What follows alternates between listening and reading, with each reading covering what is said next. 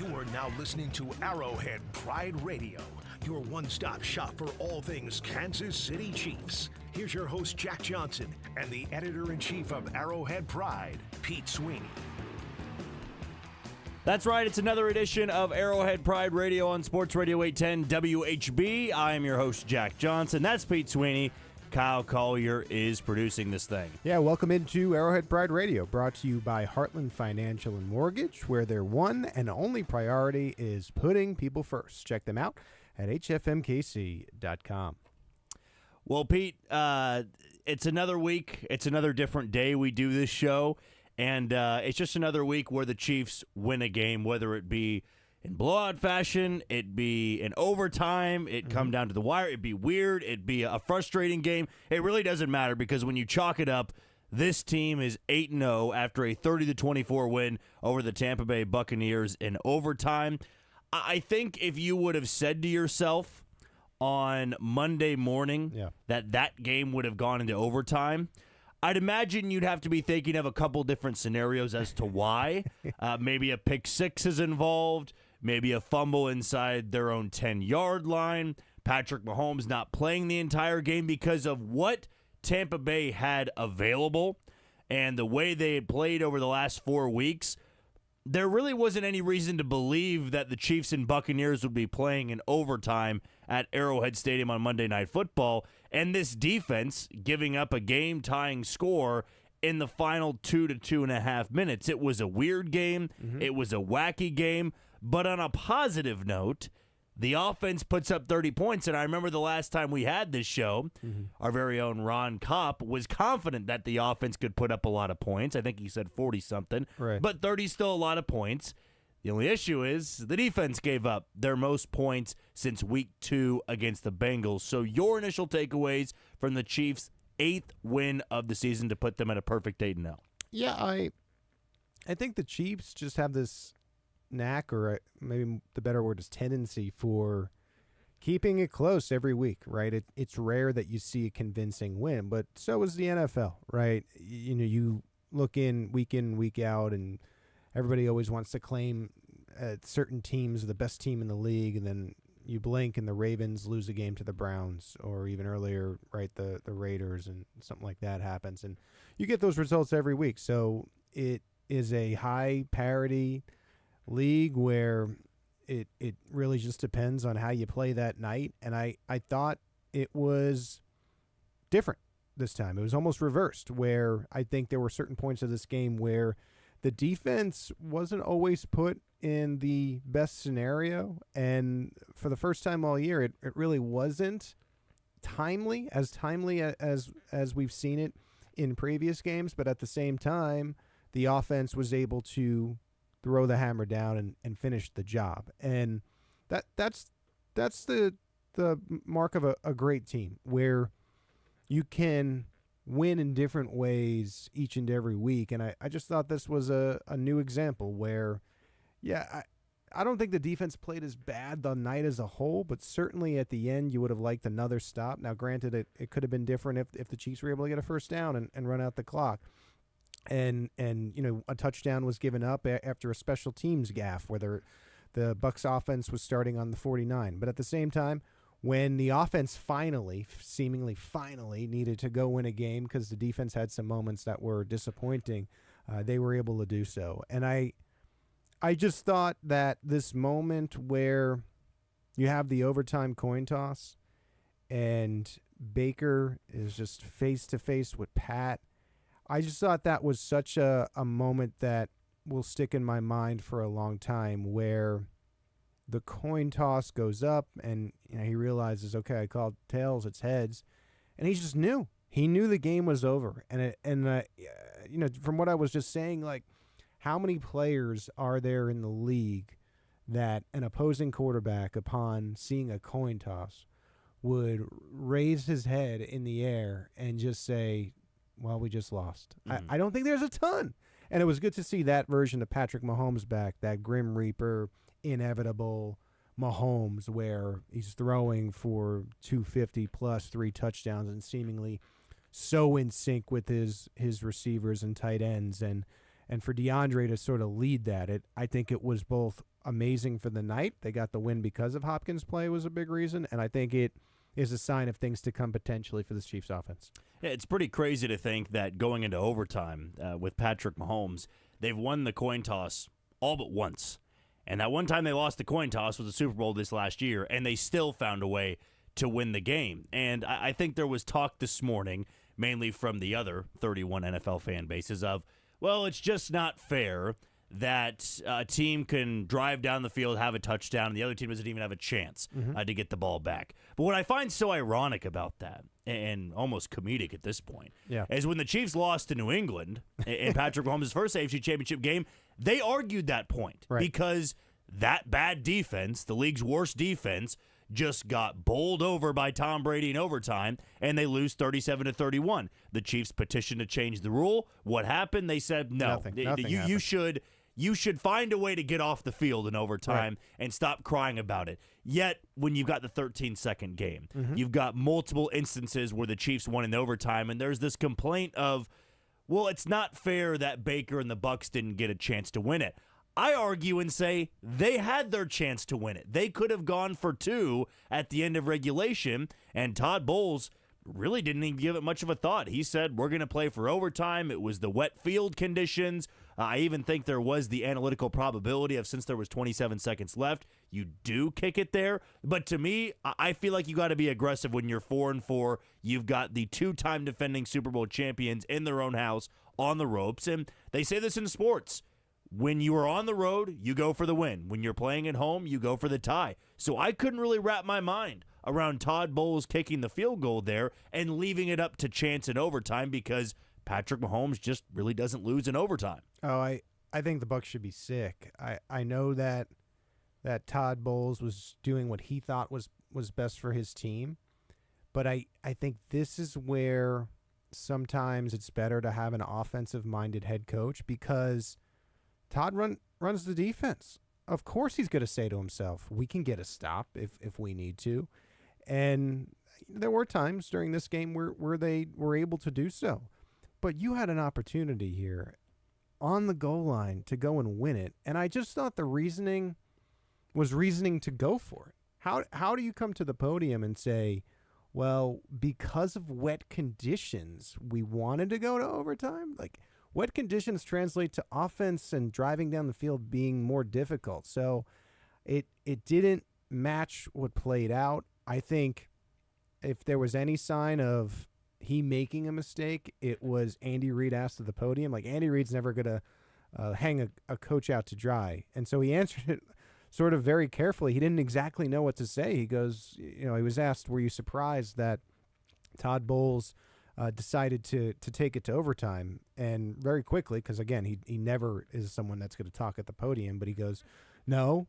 And then he didn't know where to go, but I'm glad he didn't. And everyone laughed, and it was this big moment, and he's got a smirk on his face, and it was a baffling decision. I guess it also too, I think it'd be one thing if you felt like your 4-4 team, as you're describing, is healthy. Right, you have Chris Godwin, you have Mike Evans, so if you do win the toss, maybe you can go do what the Chiefs did. But it's a battle to score as many points as you did. It took a last-minute drive by Baker Mayfield to even have a chance in this game. Reward your team for doing that with the opportunity to shock the champs on the road. Heck, if they go for it, they probably win the game. I'm comfortable saying that, but just a terrible decision by Todd Bowles. I'm sure there were some regrets. Kudos to him for not backing down. You can't back down if you're the head coach of a team and say I made a mistake. And they learn from it and they go. But yeah, the Chiefs were bailed out a little bit there. And what's good about the Chiefs is when an opposing team makes a mistake like that, be it on the field, turnover, they usually make them pay. And so they probably made the wrong decision here. I can say that with a lot of certainty. And the Chiefs got the ball first, and they didn't let them touch it again.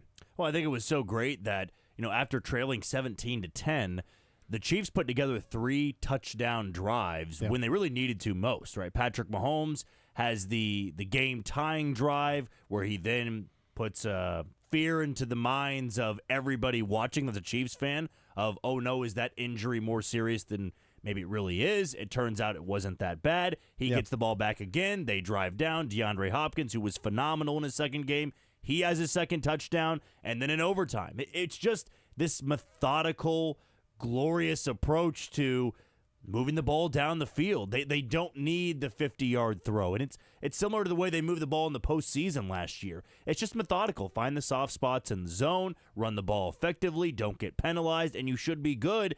And that really felt like the first time all year, Pete. I'm curious of your thoughts, that it felt like the offense could really get whatever they want, at least in that stretch, because it was a little bit of a struggle in the first half. It was clunky offensively. I think Andy Reid took blame for that. Yeah. But in the second half, when they really started to need those points, it looked like the Chiefs of old. Patrick Mahomes was efficient, and you've got the guys who are the older veterans, DeAndre Hopkins, Kareem Hunt, and Travis Kelce, all doing their work. I think it was everything last night that you wanted to see besides maybe the classic deep shot. I know that Hopkins was able to get that one downfield among three defenders, which was pretty impressive, but they very nearly were able to get Worthy early. And I think from that moment on, it wasn't there, but that was okay, right? Because now you have Hopkins in the mix and you have Travis Kelce and you see what these two guys do for each other, right? Like seemingly one of them should be in a position on each and every play because both they were existing in the offense to have room to make a play. And I think you saw the results of that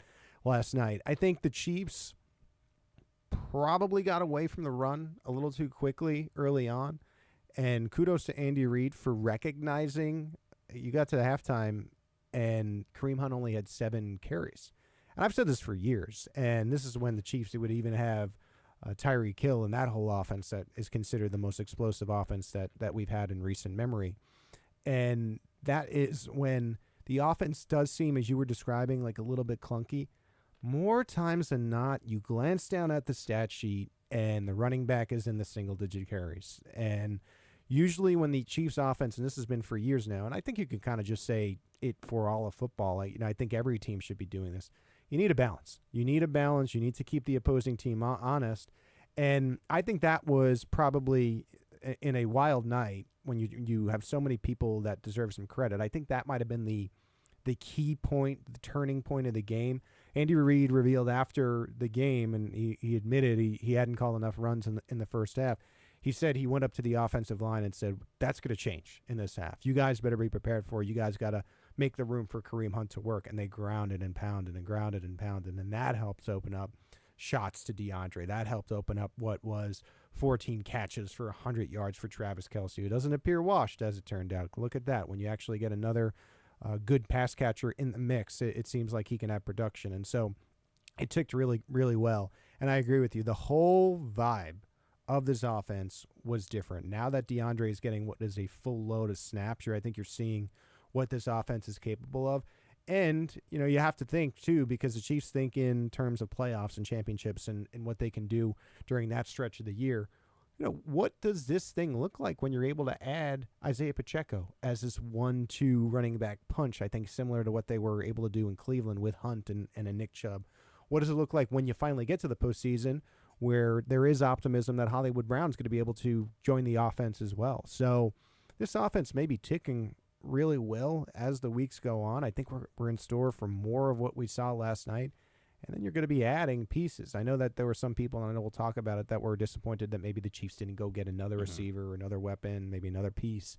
But you have pieces coming on both sides of the ball. And this team is really, I think, coming together as a complete unit, in all facets. And really pleasing to see. And I think it's also great to see that you could tell that they're not satisfied with 8-0. They want to win every week, and it's making for a very exciting year. And as you brought up, the trade deadline was today. The Chiefs didn't make a move, but Pete, I mean, they did make a significant move that paid off in a big way last night with DeAndre Hopkins, and the fact that they didn't really give up anything of value. Yes, a draft pick can be seen as valuable if that player turns into something, but it being such a late-round pick, a day 3 pick, and DeAndre Hopkins looks like this. I mean, is this something that you thought was possible? DeAndre Hopkins at 32 years old, he had battled some injuries in camp, wasn't really doing much with Tennessee anymore. Did you see it this early clicking where he can go 8 for 86 and 2 touchdowns in a primetime game, or was this something that has completely caught you off guard? Well, I think the Chiefs had interest years ago. There was that stretch where Christian Kirk sort of broke the wide receiver market, and then all of a sudden, the Chiefs were thinking, well, maybe we can bring in a veteran receiver who can lead and maybe have a reawakening, a renaissance here in Kansas City. And the Ravens kind of messed that up for everybody when they signed Odell Beckham to that crazy contract, and it just became not affordable for Kansas City, and you eventually saw DeAndre Hopkins go to Tennessee. It wasn't for lack of interest. I think the Kansas City has always liked DeAndre. It just had to be the right moment and had to be at an affordable cost. And at 32, it really looks like he's motivated, like very, very motivated to be great. I saw this earlier today, Jack. He posted a photo of Tom Brady with Randy Moss. Yep.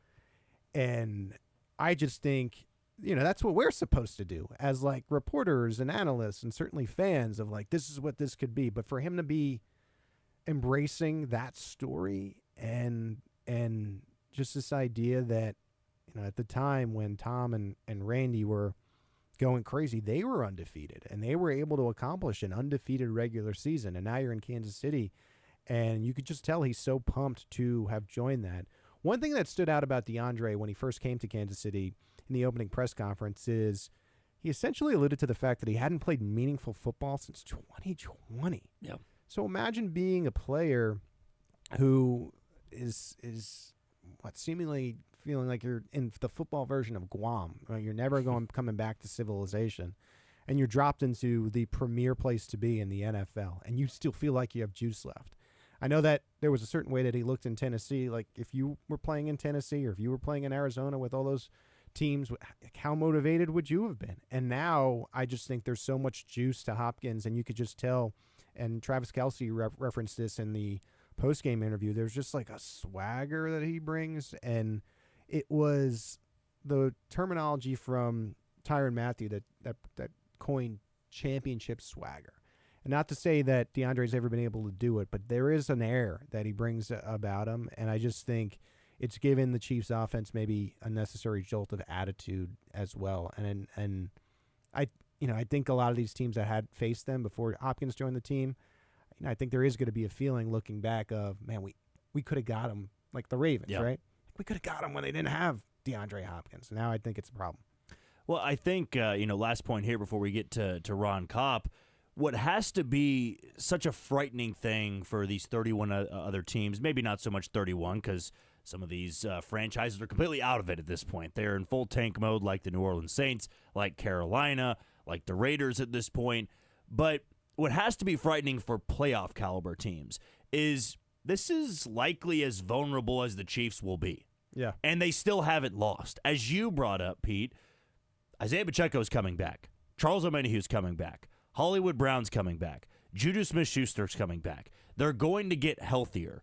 And right now, the fact that this offense, with all of those weapons out, can still put up 30 points, and this defense can still be top 5 in the league without their starting edge rusher, it has to be frightening to know that if they're making it work now with some of these issues, how are we going to be able to stop it when they've got more weapons to deal with, when Patrick Mahomes is firing? If he looks more like he did last night than he did in the previous 7 games of the season, that has to be so frightening out there for the Buffaloes of the world, for Baltimore, for, let's throw Denver in the conversation because they see him this week, of if we were going to get them, it needed to be in these last couple of weeks because if they just keep winning and putting off this loss as long as they can, they could have this number 1 seed wrapped up by week 14, week 15, something like that. And then you're thinking, well, they were vulnerable last year because they had to go on the road. Now we got to worry about them not only getting healthier, but we have to go to Arrowhead to get to the Super Bowl. They get a first-round bye, which they can heal up even more. I mean, what do you think is going through the minds of some of those teams that for the last handful of years have been constantly chasing Kansas City? Well, it's got to be annoying. It just has to be annoying where you think there's a window. Last year was really the chance. The fact that the Ravens and the Bills let the Chiefs come through their buildings and win, that was the tiny window. And then when they were facing injuries earlier this year, you were like, okay, well, maybe there is another one. But then, you've had all these reinforcements. And I just think it has to be so frustrating.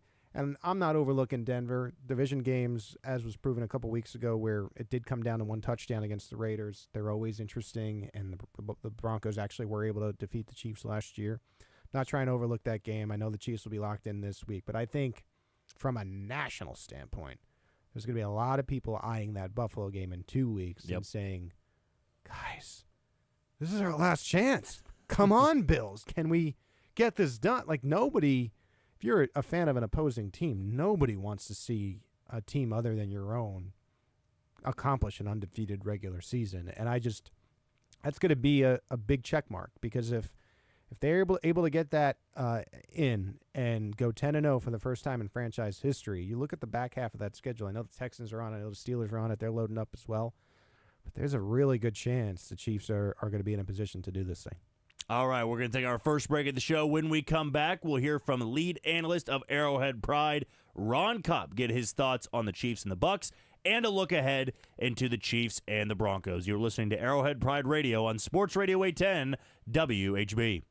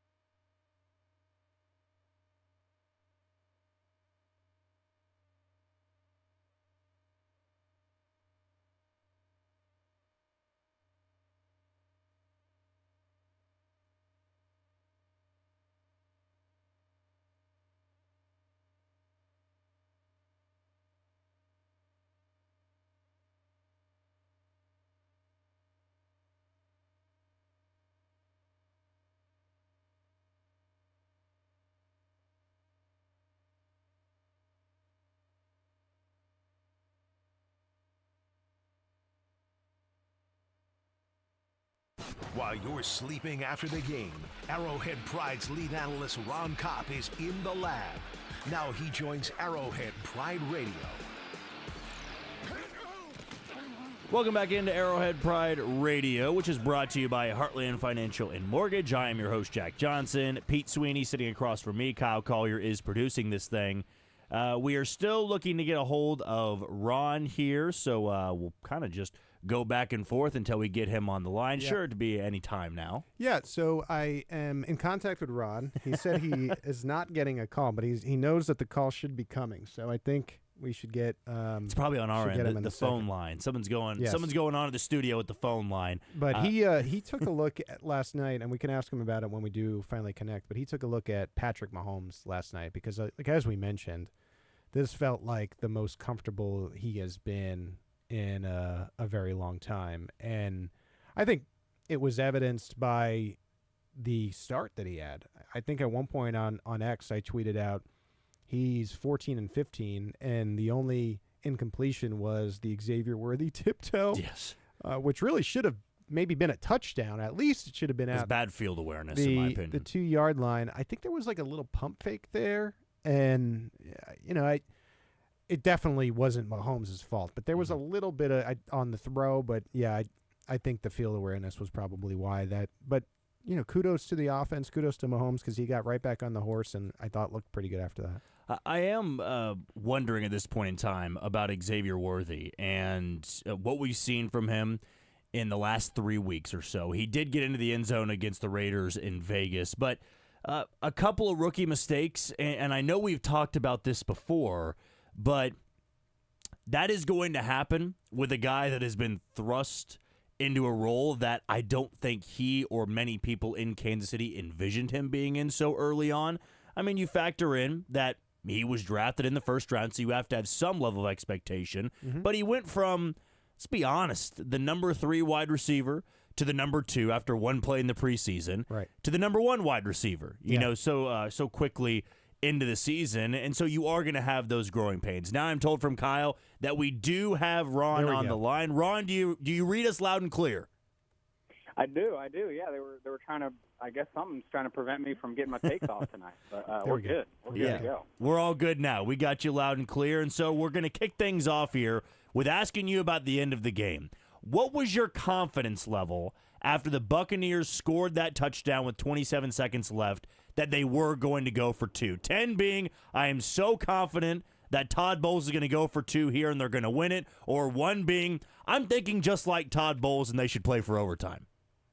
Oh, I definitely thought 10. I mean, I thought they were definitely going for it. You saw the offense do almost whatever they wanted at times against the Chiefs defense. The offensive coordinator for the Bucs, that's why they're top 5, points, yards this year. I mean, and that's why they were so productive even without their top receivers last night. I mean, they run in a really efficient offense, and Baker Mayfield definitely runs the show well for him. So yeah, I was definitely ready to be down by 1 and see if Mahomes could pull a Buffalo Bills 13 seconds because that's what it looked like it was going to end up.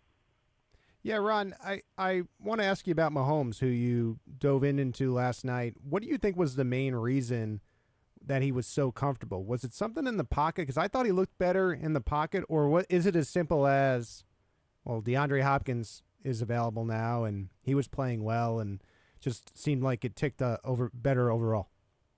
I do think it was a matchup-based thing, too. It was something I came into the game. I came on the show last week thinking 40-plus points, and, we didn't get quite there. I think the rain kind of hurt that a little bit.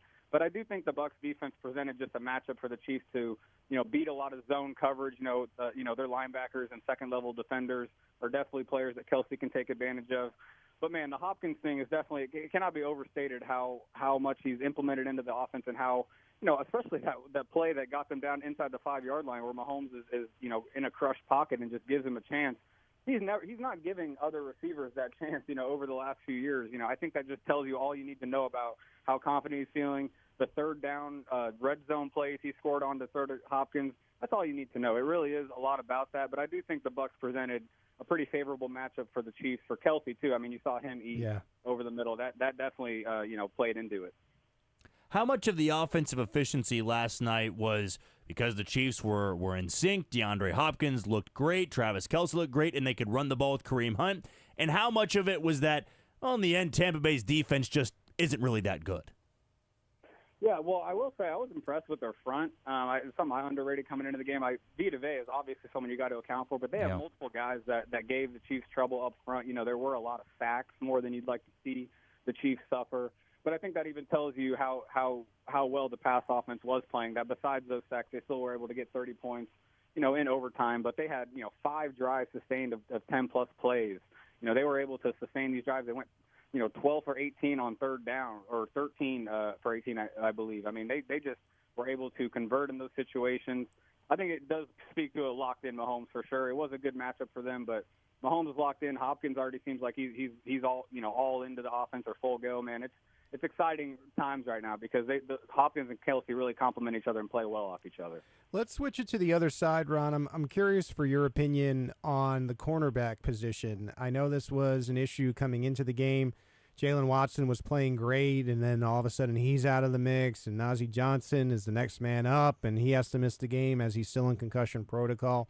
They were left with Joshua Williams, and then Chris Rowland-Wallace also mixed in there. What did you make of their play?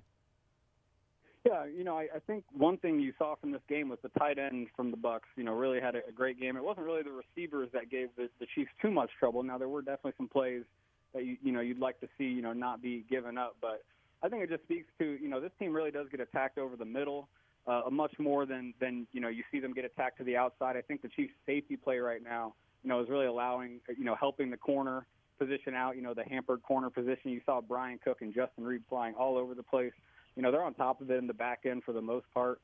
But I do think, when it comes to man coverage or when it comes to maybe those situations where, you saw Justin Reed having to, just go one-on-one with the tight end, that's when you have a little trouble. So I think that's why, maybe even a Mike Edwards who's sitting out there, maybe they think about bringing him back in. He was released from Buffalo. This safety group is strong, but that is the one place they keep getting attacked is tight ends and over the middle. And, I think, past the deadline, you can't make any more trades for cornerback, but there is a little move you can make at safety, someone who played really good snaps for a Super Bowl team last year.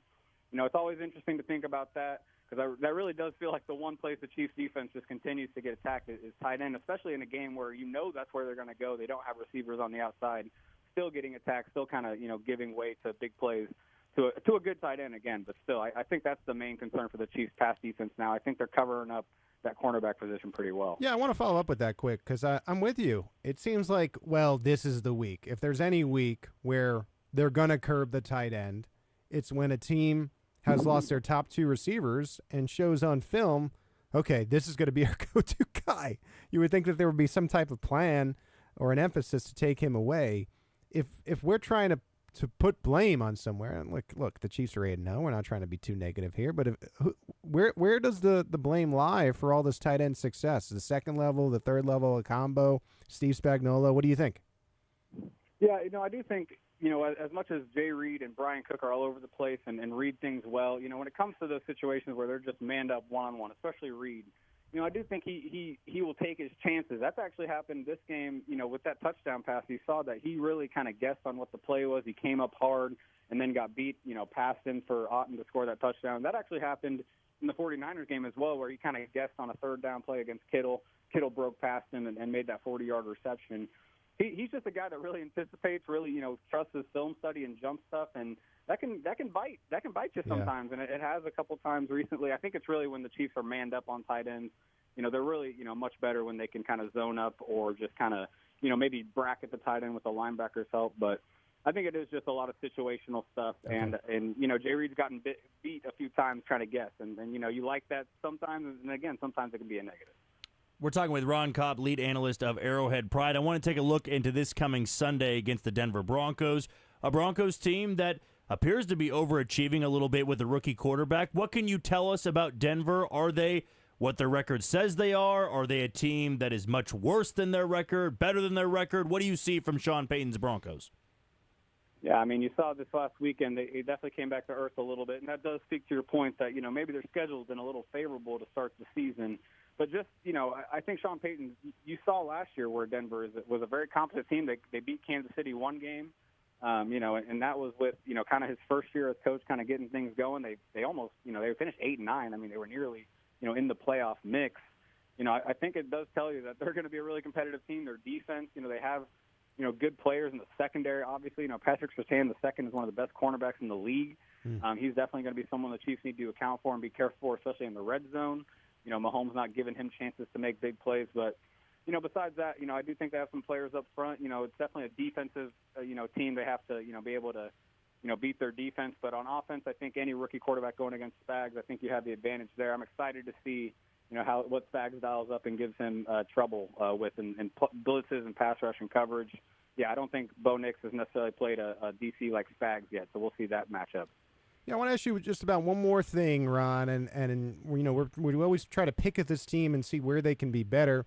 The Chiefs don't make a move for cornerback. We discussed that already. The other position that I think a lot of fans had their eye on was the left tackle position. Do you get the sense that Wanye is continuing to settle in there and he's going to be okay the rest of the way? Yeah, I would say it wasn't the pressure this week. It wasn't necessarily coming from him. It was actually the inside a lot of the time. Yeah. And I think that you just have to give credit to a really strong couple players with Tampa Bay. First of all, Vita Vea, and then Kalijah Cansey is also a really strong rusher. A first-round pick a couple years ago inside. So yeah, I think you're seeing the confidence from Mahomes. I think that comes from a lot of that left tackle position. We've seen in the past, at times where Mahomes just, whether it was a backup at left tackle or maybe just someone he wasn't used to yet, that affects his pocket presence. But, you definitely saw it this game where he had strong pocket presence. He was playing comfortably from the pocket. He was making throws from the pocket even when it was congested. And that speaks to a lot of Wanye Morris. And I don't think he was the culprit, again, for the pressure this game. I think he played steady. He played, definitely bounced back from that Vegas game. So I think Wanye Morris is continuing to play solid and giving Mahomes confidence in his backside. Ron, appreciate your time as always, and we'll talk to you next week. Yes, sir. Appreciate y'all. There he goes. It's our guy, Ron Kopp, lead analyst of Arrowhead Pride. Glad we were able to get him on the phone lines because whatever was happening at the studio, we couldn't reach him, but we needed that insight after the Chiefs' 8th consecutive victory. He probably wouldn't want me to reveal this on the radio, but he fell asleep watching Mahomes last night. I mean, he was burning the midnight oil, and so he picked it up this morning, was able to finish his analysis, and we have that in our newsletter, arrowheadpride.com/subscribe if you want more from Ron Kopp. One thing I do want to touch on before we hit break and come back and answer some of the mailbag questions, do you share that same opinion about Wanye Morris as Ron? I know that last week he had some really good insight about, maybe he's gotten a lot better and he's progressed since taking over that job, and at times we overreact to the bad plays because they stand out, right? If a left tackle does his job, they're not showing it every single time on the broadcast. It's really only when they've got that penalty or they get run over, they show that player. And for Wanye Morris, that happened a lot in the Raiders game. Yeah. But honestly, last night, I thought he had a pretty clean game. Yeah, it was all right. And I try to go back to this because if you look at these Chiefs championship seasons, it's not like they had a left tackle that you felt like was above and beyond, this guy's the best in the league. It really was just average to slightly above average play at that position. And so I try to make the spectrum of like where you're looking for Wanye Morris to land right around there, as opposed to like, yeah, he's going to be this world beater guy. And yes, I agree. Like last night he was that. And Andy Reid, when he was asked about that position, the protection on the left side, he just constantly keeps saying, well, we're young there. And when you're building a team in the NFL, the Chiefs are right up against the cap, which you saw them navigating at the trade deadline right here. There are going to be weaknesses to your team sometimes, like spots where you're a little vulnerable. And that's how the NFL is designed. The best teams have that stacked against you because you're picking last in the draft, and you have to try to get all these good players that you did draft and get them under the cap. And so I think it was a small step in the right direction. I anticipate them to continue rolling Wanye Morris out, and you got to hope that this experience, they really like the prospect coming out, this experience over the next, 8 to 10 games will translate into a solid player for you. Again, not super, not elite, but a solid player for you in the postseason. And last night dictated that, that's all Mahomes needs. He just needs a little bit of protection, and it'll be all right. All right, we're going to take our final break of the show. When we come back, we got some mailbag questions to get into. If you missed that tweet, just look for Pete's username on Twitter or X, whatever you want to call it. Look for Arrowhead Pride, or use our text line at 913-912-4810. That's 913-912-4810. We'll take a quick break. You're listening to Arrowhead Pride Radio on Sports Radio 810 WHB.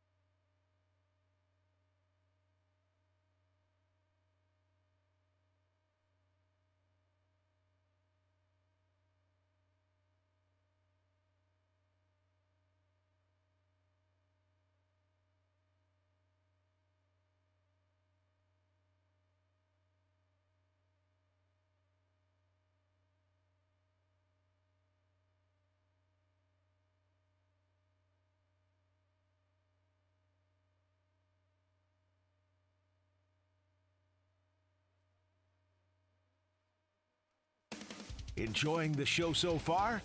Now it's time to get you involved. Text in your comments or questions to 913-912-4810, and we'll read and talk about it right now.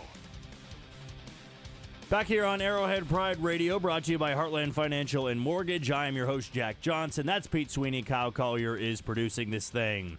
For our final 14-ish minutes of the show, we're going to go over Pete's 3 things to watch ahead of the Chiefs and Broncos this Sunday, a noon kickoff at Arrowhead Stadium.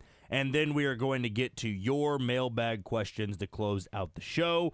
But let's kick things off with the first thing to watch going into Sunday, the injuries, Pete. And probably Patrick Mahomes being one of those people we got to talk about. Yeah, it's a long injury list. We really haven't even discussed that moment last night where I think everyone was holding their breath, wondering if Patrick Mahomes was going to be okay. But, yeah, I think he's the first one to watch. You got to see how he woke up this morning. You know, I imagine he may be limited on Wednesday. We get those first injury updates Wednesday afternoon when they put out the report. But Mahomes is someone we're watching. George Karlaftis with his hip, Turk Wharton with his knee, McCole Hardman with his shoulder. And then there were players who didn't even play in this game. Mike Dana with his pec strain. Najee Johnson was still in the concussion protocol as far as we knew entering this game. And then Juju Smith-Schuster, of course, with the lingering hamstring injury. We've talked about Juju before, where I still think they're just targeting Buffalo potentially as a return. Remember, they didn't put him on IR, so they tend to think, I would guess, that Buffalo seems reasonable for Juju. But that's a long list, and it's of players that are important, right? Going through them again, Mahomes, Karlaftis, Wharton, Hardman, certainly a role player for this team. Dana, one of the starting defensive ends. You need Johnson, and it would be nice to have Juju. So we are watching the injury list once again. Enough of this injury list for Kansas City. It would be nice to get through one game where there's absolutely nothing to worry about, but I guess that's just not the nature of football. Yeah, this is a team that's incredibly banged up, but it's also opened up the door for a lot of guys to take the next step or to really reignite their career. And one of those guys, of course, that seemed to reignite his career, his 2019 version of himself, was DeAndre Hopkins, and going 8 for 86 and 2 touchdowns in last night's win against Tampa Bay. Is this the beginning, or is this kind of what Juju Smith-Schuster did, where he had this breakout game, and then you probably get back to what the usual should be for a 32-year-old veteran that was acquired for a day 3 pick? Yeah, I think it's a better situation than Juju. Not to say that Juju wasn't performing well when he was actually on the field, but the thing that I noticed about DeAndre last night, which was probably the most amazing thing about his game, was the symmetry, the mind meld that you usually see from Mahomes and Kelsey happening with Hopkins, where on that crowded pass to between 3 defenders, he kind of just leaked out downfield and was trying to zone beat, similar to what Travis Kelsey does, and Mahomes just hit him, and he went up and get it. He went up to go and get it, and then there was this look with the second touchdown where they, there's some sort of check there, and they knew they had the right look, and they didn't even really need to have anything verbal. They just knew, okay, we're going with it. It was a slant, and he had like 3 yards of room. And I just think as he gets more and more acclimated to the terminology in the playbook, I don't think we saw the ceiling for Hopkins last night. And I think as he continues to get even more comfortable, you're going to see not only more production from him than what we saw last night, which was great, but just helps everybody. Like I know that it helped Kelsey. Kelsey made a point of it to say that, like, look what I can do when there's another threat there. But I also, and it didn't work out last night, I've mentioned it a couple times here, but like I think it'll mean great things for Xavier Worthy. Once they're able to get him a little bit more in sync on these deep shots. I go back to that early part of the game where we had discussed it, where he just stepped out of bounds. It probably could have been a touchdown. If the Chiefs hit that, is it a much different night than maybe it turned out to be? I know it was very early in the game, and you don't know because we're talking in hypotheticals here. But I just think Hopkins unlocks a lot, even more so than what production he's going to bring to the table. And so I'm eager to see it week by week. It just feels like with Xavier Worthy right now, some of the growing pains and sometimes the field awareness comes back to bite him. But I mean, we have to factor in here. He's, 21, 22 years old, and he got thrust into a role that nobody thought he was going to be in year one. Yeah, and there's certain frustrations, like losing 10 yards and getting out of field goal range, and just the fact that I think he had a really nice opening night, and when you have that kind of opening night, you're like, oh, this is going to happen every week. Yeah. It's just not the way it works, and a little bit undersized for the NFL. I think he's got to grow and figure out what he does well in that sense, and like I said, I think as more attention continues to be drawn to that intermediate to long area where Kelsey and Hopkins thrive, and as the Chiefs continue to prove, like, you might need to stack the box. If we're going to run the ball down your throats like this, then I think that's where Worthy can really excel, is like when he does have a little bit of room, similar to what you used to see, and I don't want to compare the players because they're very different, and Hill is so accomplished, but like with Tyreek and with McCole, where, man, you give these guys just a little bit of room with the ball in their hands, they can take it the whole way. Now, you look at the trade deadline today, the Chiefs didn't get a move or didn't make a move, though they were very interested in a guy like Marshawn Lattimore, who did go to Washington, now 7-2, leading the NFC East, but he went to Washington for 3 picks. And that felt like it was a little bit expensive. Trey White goes to Baltimore, tried to make one move at the buzzer. And now for Kansas City, what you have is what you have, right? They're going to have to figure out this number 2 cornerback position, whether it be Najee Johnson, Chris Rowland-Wallace, or Josh Williams. Pete, going into this game against Denver, who do you think it's going to be? Yeah, I think if he's healthy, it's going to be Johnson. I think Joshua Williams was fine last night. I haven't watched this game back yet. I was running around today. I don't know if you know this, too. It's the election day, so I had to vote. But I thought it was adequate last night. I know they like Chris Rowland-Wallace, but I think they really want to give Johnson, when he's healthy, a full shot at this. And I tend to think he was trending in the right direction. Concussions are hard to predict, but all the signs, all the tea leaves were trending in the direction of him playing. I was actually a little surprised when they ruled him out on what was Saturday, and he wasn't available for the game. But I tend to think they like a rotation there. If one player isn't performing well, they'll quickly pull him out. But I think Johnson, if he's good to go, will get the first shot at this. And I said this in training camp, like entering training camp, even between Watson, Williams, and Johnson, I really liked Johnson when training camp began because I knew the team was really high on him. And so a lot of growing pains here. He had the big injury, and then he was injured during training camp, and he, maybe from just really a pure lack of availability, lost the job to Watson, who did great. But I do think that they really like Johnson's upside. So, I think the team's hoping that he's good to go tomorrow. I mentioned all the injuries. That'll certainly be one that I'm keeping my eye on. Is Johnson a full go? And can he return to play at Arrowhead? Man, first noon game, Jack. Thank God. At Arrowhead on Sunday. It's been a while. Yeah, I'm ready for it. All right, those were Pete's 3 things to watch going into the Chiefs and Broncos. Again, a noon kickoff, and you can always check out the Red and Gold postgame show right after the game. Will be the earliest edition of that, as Pete just brought up the first noon game of the year. We've got some mailbag questions to get into. These come from X. The first one was Patrick Mahomes staying in the pocket more last night and getting sacked multiple times, more due to the Bucs D-line keeping him contained, or more of a concerted effort on Mahomes to not run as much due to his ankle? And will we be seeing more of this going forward until his ankle is healed? Well, the issue last night is not going to help the ankle. So I'm assuming that you're going to try to see him stay protected as best he can. I think when Mahomes is at his best, he has that in his repertoire where he's able to break away and run for the first down. And yeah, I think you have to be careful there because you don't want to see him injured and have to miss a game or anything like that. I don't think it's a definitive answer. I think it's all of the above. And I think the Chiefs, over the years, have wanted to have him be a pocket-first guy because especially as you get older, this is the way to protect your quarterback. And I thought he did a great job last night. You're going to take your sacks. Ron mentioned some of the vulnerability with the interior line. I mean, you're facing Vita Vea, which is one of the more, the better interior rushers here. And so I think you'll continue to see a little bit of the same, but this has been an emphasis for him for a long time.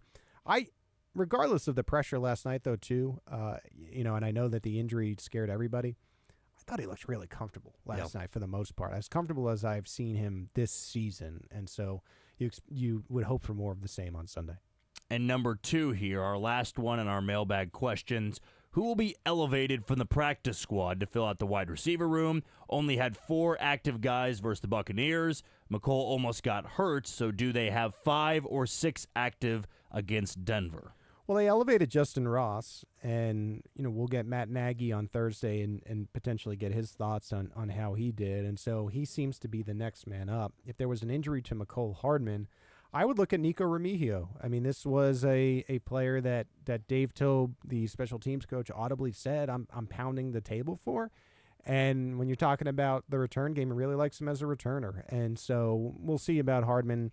He did admit he was in a bit of pain last night, and we'll see his availability on Wednesday. He had been on the injury report for a bit here with another ailment, and so he's been banged up lately. But I think you're talking about a pure receiver. I think they really like what Justin Ross offers, and we'll see. We'll see how it all goes. Now, for the AFC West here, one I want to throw in before we wrap up our show tonight. I've gone back and forth between Denver and the Chargers. Who's the second best team in this division? I know we're no longer really talking about who can seriously challenge the Chiefs for first place because I think they got a 3-game cushion right now over the Chargers. is the second best team in the AFC West the one they're going to see at Arrowhead on Sunday, or is it a Chargers team that they're going to see about a month from now? I hate to be someone that I know Chiefs fans love to make fun of, and of course that is the guy that defends the Chargers. But, and a big but here, I like the Chargers more, and it really is as simple as the quarterback. If you really watch Justin Herbert, I've been a Herbert guy for a while. I think the player is fantastic, certainly a top 10 quarterback for me. He was injured to begin the season, and to me he's finally settling in there. And, you look at these two teams, neither of these teams, the Broncos or the Chargers, we're not even talking about the Raiders, they're not going to threaten the Chiefs for the division title. There's no way. And I certainly think that the Chiefs are a better team than both of them. But I think if there's a team that could sneak into like that 7th seed, the Chargers, especially with the quarterback to me and the new leadership and the head coach, could do it. Now, I don't think it's anything necessarily to worry about, like I said, from a division standpoint, but I like the Chargers. Don't kill me for it. I know that people hate when you're saying that the Chargers are going to be good in any capacity. I look at this game on Thursday night, too, if we're going to be talking about AFC playoff picture a little bit. You get a fun one. It's not often you get a good Thursday night football game, but this should be a blast coming up on Thursday at 7:15. Ravens and Bengals. I feel like I've asked this question before, but is this the Bengals season right here? Do they absolutely need a win over the Ravens? And if the Ravens lose, that puts them at 6-4 right now, and they don't have that tiebreaker over Kansas City. So how do you start evaluating that team now for the top 3 spots in the AFC?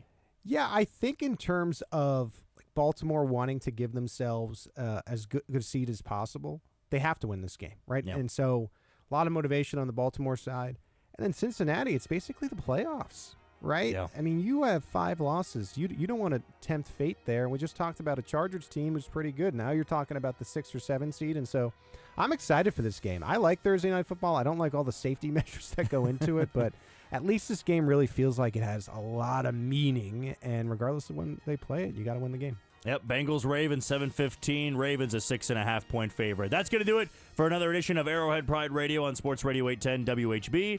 I've been your host, Jack Johnson. That's Pete Sweeney. Kyle Collar has been producing this thing. Thanks for listening to Arrowhead Pride Radio, of course brought to you by Heartland Financial and Mortgage, putting people first. Check them out at hfnkc.com. Chiefs and Broncos this Sunday at noon. We'll have a full breakdown of that next week, likely on Thursday, but still TBD on that. So until then, you take it easy, Kansas City. This has been another edition of Arrowhead Pride Radio.